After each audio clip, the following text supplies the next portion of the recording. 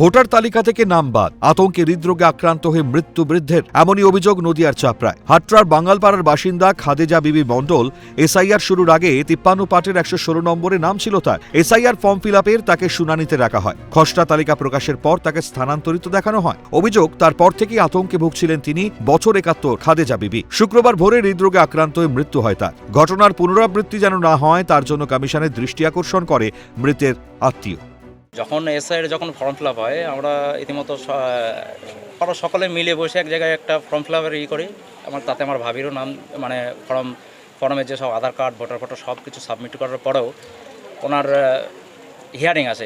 Hearing আসার পরে তারপরে যে দ্বিতীয় ধাপে যখন ফের আসে, তখন নামটা ডিলেটেড আসে। এবং ডিলেটেড দেখার কারণে উনি তখন রাতে 3টের দিকে উনি চিন্তার কারণে মারা যান, স্ট্রোক করে। না, উনি কোনো রকম অসুস্থ ছিলেন না,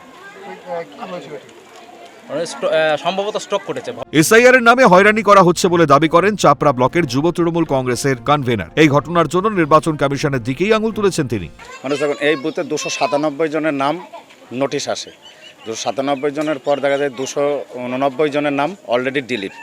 এই ডিলিটের এটা মানুষ একটা ভীষণ আতঙ্কের ভেতর, মানুষের ভিতরে হয়রানি। এই যে কাগজ, মানে সমস্ত কিছু ডকুমেন্টস সব কিছু থাকার পরেও মানে তার ভোটাধিকার বা ভোটার লিস্টের নাম কেড়ে নেওয়া হচ্ছে।